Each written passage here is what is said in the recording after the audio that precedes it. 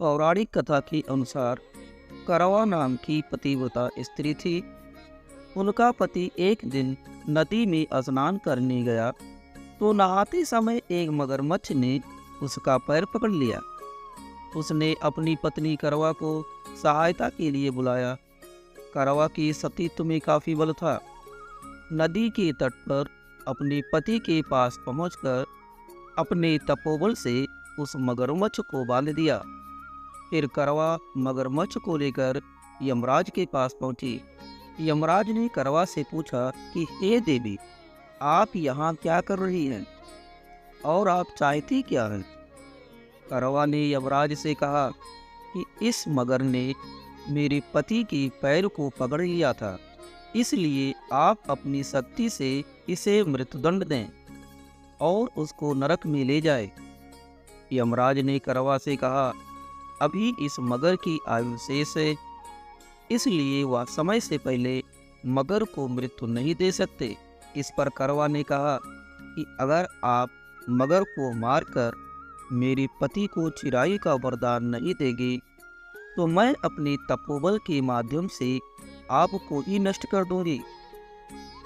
करवा माता की बात सुनकर यमराज के पास खड़े चित्रगुप्त सोच में पड़ गए, क्योंकि करवा के सतीत्व के कारण ना तो वह उसको साप दे सकते थे और ना ही उसके वचन को अनदेखा कर सकते थे। तब उन्होंने मगर को यमलोक भेज दिया और उसके पति को चिरायु का आशीर्वाद दे दिया। साथ ही चित्रगुप्त ने करवा को आशीर्वाद दिया कि तुम्हारा जीवन सुख समृद्धि से भरपूर होगा। चित्रगुप्त ने कहा, जिस तरह तुमने अपने तपोबल से अपने पति के प्राणों की रक्षा की है, उससे मैं बहुत प्रसन्न हूँ। मैं वरदान देता हूँ कि आज की तिथि के दिन जो भी महिला पूर्ण विश्वास के साथ तुम्हारा व्रत और पूजन करेगी, उसके सौभाग्य की रक्षा मैं करूँगा। उस दिन कार्तिक मास की चतुर्थी होने के कारण करवा और चौथ मिलने से इसका नाम करवा चौथ पड़ा। इस तरह माँ करवा पहली महिला है जिन्होंने सुहाग की रक्षा के लिए न केवल व्रत किया बल्कि करवा चौथ की शुरुआत भी की। इसके बाद भगवान श्री कृष्ण के कहने पर द्रौपदी ने भी इस व्रत को किया था, जिसका उल्लेख वाराह पुराण में मिलता है। करवा चौथ का व्रत विधि: प्रातः स्नान करके अपनी सुहाग की लंबी आयु, आरोग्य, सौभाग्य का संकल्प लेकर दिन भर निराहार रहे। करवा चौथ के व्रत को करने के बाद शाम को पूजा करते समय माता करवा चौथ की कथा को पढ़ना चाहिए।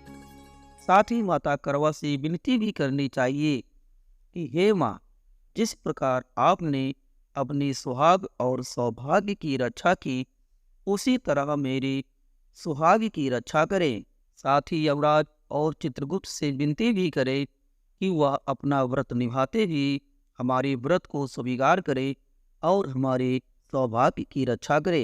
यदि वीडियो अच्छी लगी हो तो चैनल को सब्सक्राइब करके शेयर करें, नहीं तो कमेंट में हमें अपना सुझाव भेजें। ईश्वर आपकी मनोकामना को पूर्ण करे।